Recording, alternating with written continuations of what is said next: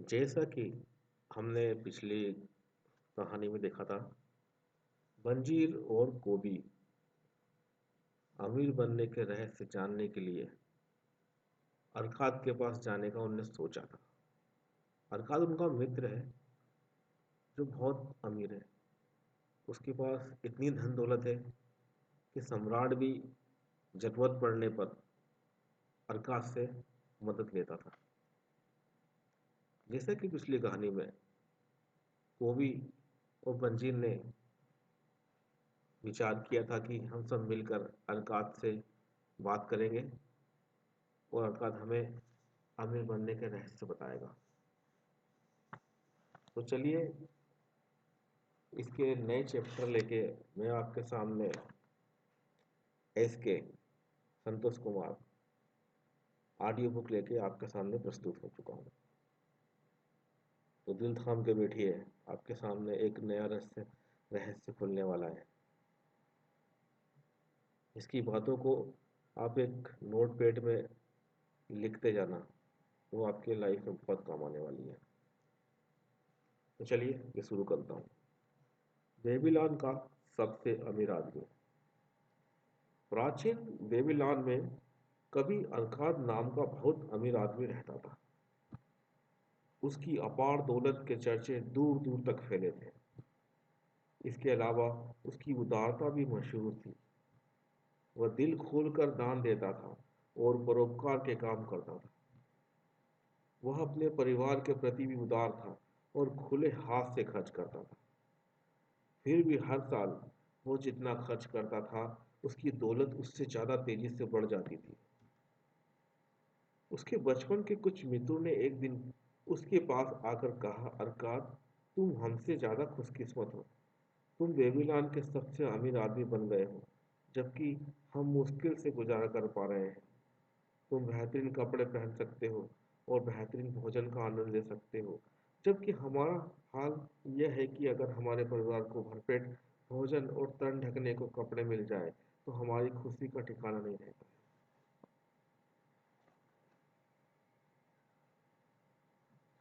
परंतु कभी हम एक जैसे थे।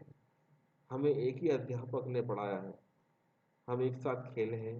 पढ़ाई या खेल में तुम हमसे आगे नहीं थे, और इसके बाद भी कई साल तक तुम्हारी हालत हमसे बेहतर नहीं थी।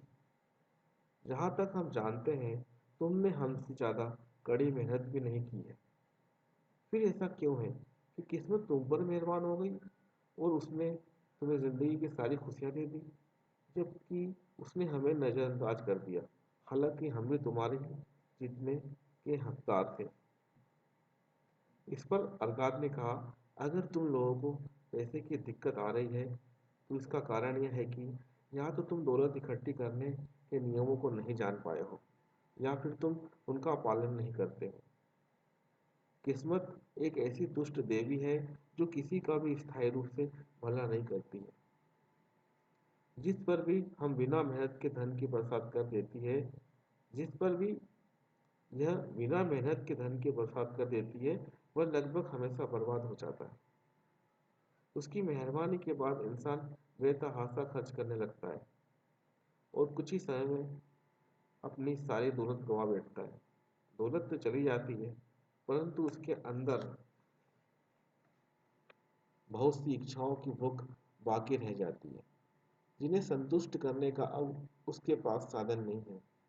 जिन लोगों पर किस्मत मेहरबान होती है, उनमें से कई कंजूस बन जाते हैं और अपनी दौलत को सहज कर रखते हैं। वे खर्च करने से डरते हैं, क्योंकि वे जानते हैं कि अगर उनकी दौलत चली गई तो उसके बाद उनमें दौलत कमाने की योग्यता नहीं है। इसके अलावा उन्हें चोरों और डाकुओं का डर भी सताता है। इस तरह उनकी जिंदगी खोखली और कष्टकारी हो जाती है।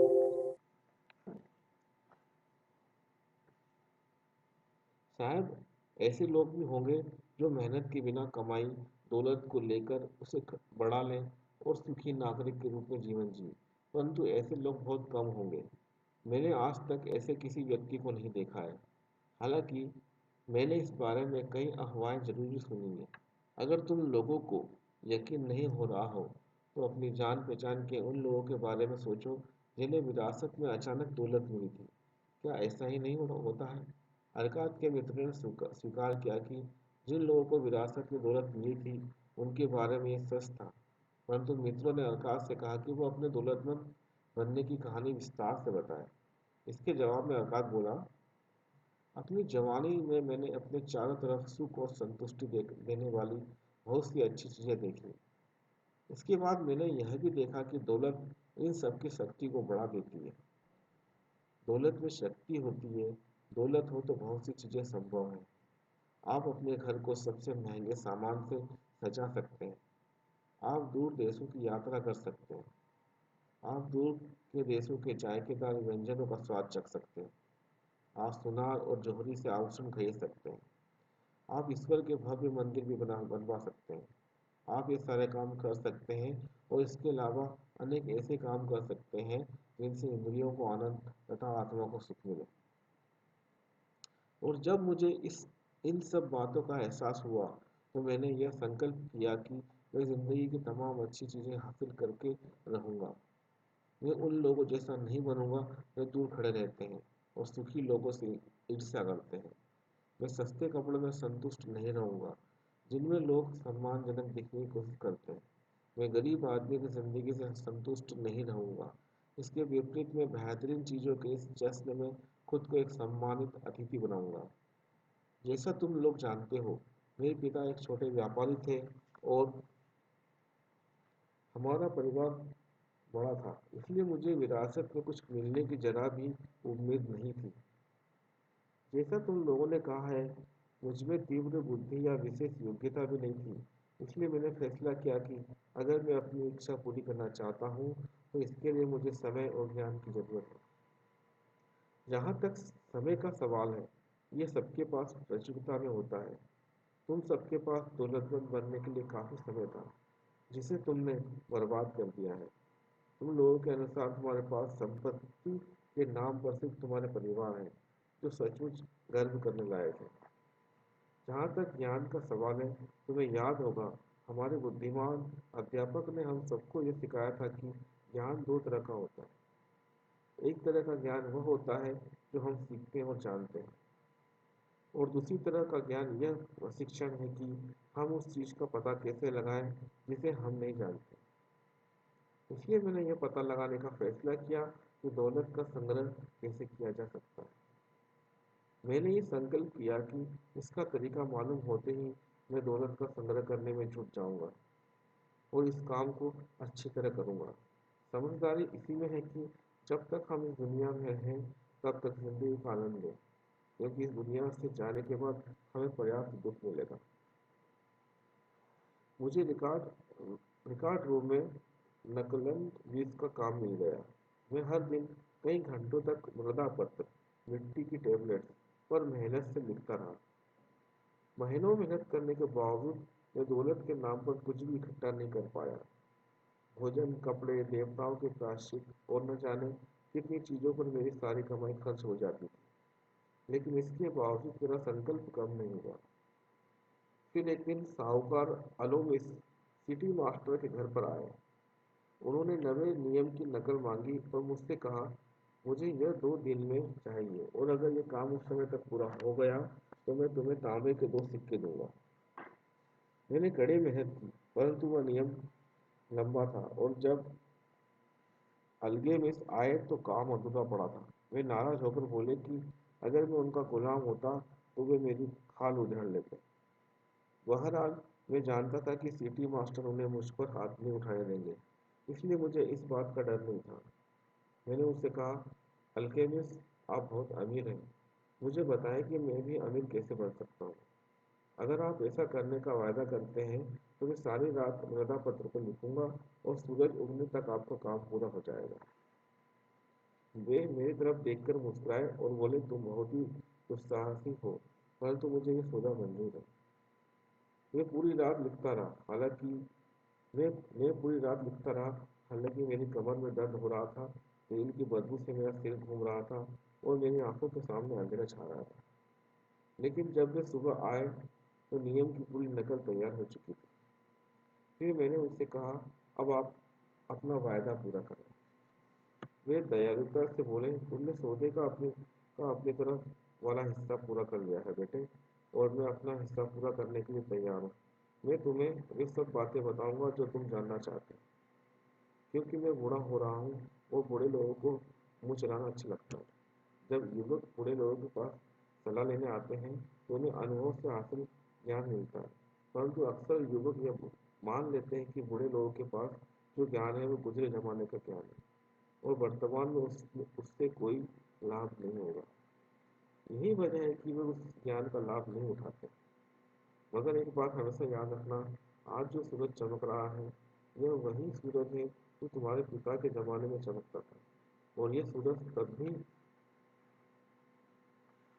चमकता रहेगा जब तुम्हारे नाती पोते इस दुनिया से चले जाएंगे।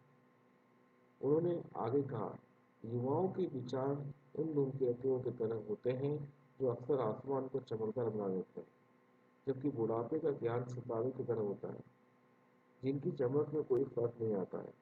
इसलिए समुद्री यात्रा करने वाले लोग सितारों के आधार पर अपनी दिशा निर्धारित करते हैं, धूमकेतुओं के आधार पर नहीं करते।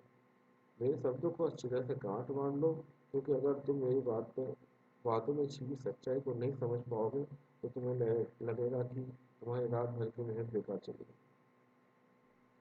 फिर उन्होंने अपनी मोटी भौं के नीचे से मुझ पर तीखी निगाह डाली। इसके बाद वे धीमे परंतु सशक्त लहजे में बोले, मैं दौलत की राह पर तब तक पहुंचा जब मैंने फैसला किया कि मैं अपनी कमाई का एक हिस्सा खुद रखूंगा। अगर तुम भी ऐसा ही करो तो तुम भी दौलत की राह पर पहुंच जाओगे। फिर वे मेरी तरफ पहली निगाह से देखते रहे पर बोले कुछ नहीं। मैंने पूछा, बस इतना ही? उन्होंने जवाब दिया, भेड़ चराने वाले किशोर को साहूकार में बदलने के लिए बस इतना ही काफी था। मैंने पूछा, परंतु मैं जितना कमाता हूँ वह सब यही तो रखता हूँ, क्या यह सच नहीं है? उन्होंने कहा, बिल्कुल नहीं है। क्या तुम दर्जी को पैसे नहीं देते? क्या तुम मोची को पैसे नहीं देते हो? क्या तुम भोजन पर खर्च नहीं करते हो? क्या तुम बेबीलोन में बिना खर्च किए ये जिंदा रह सकते हो? तुम्हारी पिछले महीने की कमाई कहाँ है? पिछले साल की कमाई? मूर्ख, तुम बाकी सबको पैसे देते हो परंतु खुद को नहीं देते हो। बेवकूफ, तुम अपने लिए नहीं दूसरों के लिए मेहनत करते हो। इससे अच्छा तो यह है कि तुम गुलाम बन जाओ और मालिक तुम्हारे मेहनत के बदले में तुम्हें खाने तथा पहनने को दे। अगर तुम अपनी कमाई का 10वां हिस्सा अपने पास रखोगे तो तुम्हारे पास 10 साल में कितनी दौलत जमा हो जाएगी? मेरा गणित ठीक ठाक था, इसलिए मैंने तत्काल जवाब दिया, मेरी एक साल की आमदनी के बराबर। वे बोले, तुम्हारी बात आधी सच है। देखो, तुम जो भी स्वर्ण मुद्रा बचाते हो वो तुम्हारे गुलाम बनकर तुम्हारे लिए काम करती है। ये स्वर्ण मुद्रा जितने भी तांबे के सिक्के कमाती है वे सब इसकी संतानें हैं, और वे भी तुम्हारे लिए धन कमा सकते हैं। अगर तुम दौलतमंद बनना चाहते हो तो तुम्हें अपनी बचत का निवेश करना चाहिए, ताकि तुम्हारी बचत और उसकी संतानें धन कमाएं तथा तुम्हारी मनचाही दौलत प्रदान करें। उन्होंने आगे कहा, तुम्हें शायद ये लग रहा होगा कि मैं तुम्हारी रात भर की मेहनत के बदले में तुम्हें गलत सलाह दे रहा हूँ, परंतु यकीन करो मैं तुम्हें 1000 गुना ज़्यादा भुगतान कर रहा हूँ, बशर्ते तुम्हें मेरी बातों के पीछे छिपी सच्चाई को समझने की बुद्धि हो।